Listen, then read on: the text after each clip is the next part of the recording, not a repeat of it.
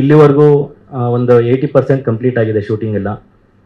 ಕಾಶ್ಮೀರು, ರಾಜಸ್ಥಾನ, ಅಂಡಮಾನ್, ಮಂಗಳೂರು, ಚಿಕ್ಕಮಗಳೂರು, ಮೈಸೂರು, ಬೆಂಗಳೂರು ಎಲ್ಲ ಕಡೆನೇ ಶೂಟ್ ಮಾಡ್ಕೊಂಡು ಬಂದಿದ್ದೀವಿ.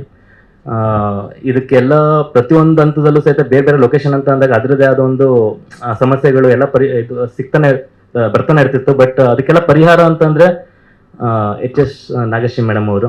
ಯಾಕೆ ಅಂತಂದರೆ ಯಾವುದೇ ಸಿಚುವೇಶನ್ ಎಂಥ ಸಿಚುವೇಶನಲ್ಲಿತ್ತು, ಎಂಥ ಸಿಚುವೇಶನ್ ಹೇಳ್ತು ಅಂತಂದ್ರೂ ಸಹಿತ ಯಾವುದಕ್ಕೂ ಕಮ್ಮಿ ಮಾಡ್ದೇ ಪ್ರತಿಯೊಂದಕ್ಕೂ ಸಪೋರ್ಟ್ ಮಾಡ್ತಾ ಬಂದರು. ಧನ್ಯವಾದಗಳು.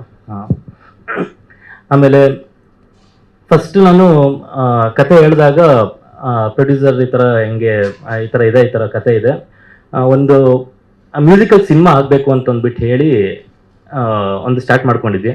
ಆವಾಗಲೇ ನಾನು ಪಂಡಿ ಸರ್ನ ನಾನು ಮೀಟ್ ಮಾಡಿದೆ. ಯಾಕೆ ಅಂತಂದರೆ ಸಂಗೀತದಿಂದನೇ ನಮ್ಮ ಸಿನಿಮಾ ಸ್ಟಾರ್ಟ್ ಆಗಬೇಕು ಅಂತ ಹೇಳಿ. ಯಾಕೆ ಅಂತಂದರೆ ಒಂದು ಇನ್ಸ್ಪಿರೇಷನ್ ಒಂದು ಬಂದಿದ್ದು ಅಂತಂದರೆ ಮ್ಯೂಸಿಕ್ ಕೇಳ್ತಾನೆ. ಅದು ಮ್ಯೂಸಿಕ್ ಕೇಳ್ತಾ ಒಂದು ವಿಜುವಲೈಸ್ ಕ್ರಿಯೇಷನ್ ಆಗುತ್ತೆ, ಅಂದರೆ ಒಂದು ದೃಶ್ಯ ಒಂದು ಕಣ್ಮುಂದೆ ಬರೋ ಥರ ಆಗುತ್ತೆ. ಅದು ನಾನು ಯಾವಾಗ ಕತೆ ಮಾಡ್ಕೊಂಡಿದ್ದೆ ಸಂಗೀತದ ಜೊತೆಗೆ ಜೋಡಿಸ್ಕೊಂಡಾಗ ಒಂದೇನೋ ಒಂದು ಅದ್ಭುತವಾಗಿ ಮಾಡ್ಬೋದು ಅನ್ನೋ ಒಂದು ನಂಬಿಕೆನೂ ಬಂತು.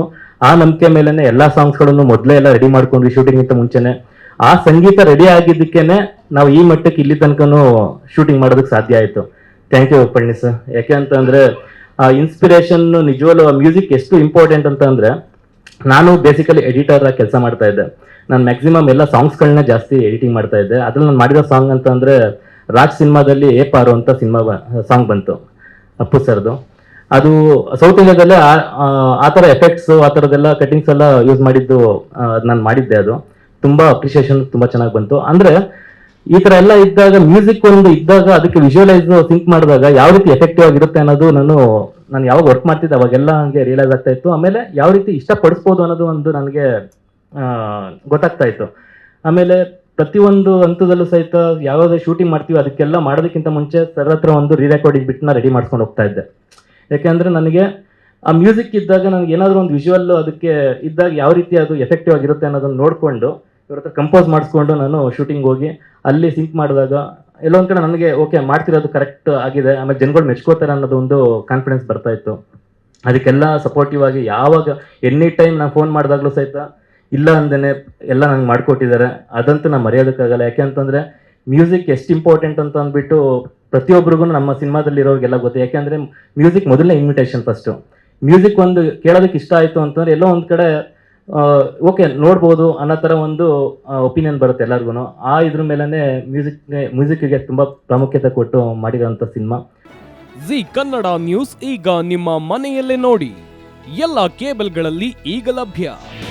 ನಿಮ್ಮ ನೆಚ್ಚಿನ ಜಿ ಕನ್ನಡ ನ್ಯೂಸ್ ಈಗ ಸನ್ ಡೈರೆಕ್ಟ್ ನಲ್ಲಿ number 292, Tata play number 1664, Jio TV number 1334, NXT digital number 30, in cable number 30, city networks 51, U digital number 162, GTPL number 17, Rockline telecommunications number 42, Shri Basaveshwara cable number 168, rural cable network 60, Vinayaka digital 57, Abhishek cable 821, city channel 53, Siddeshwara cable network 57, V4 digital Infotech 628, Surya digital networks 53, Gajanan digital number 836, Malnad Infotech private limited number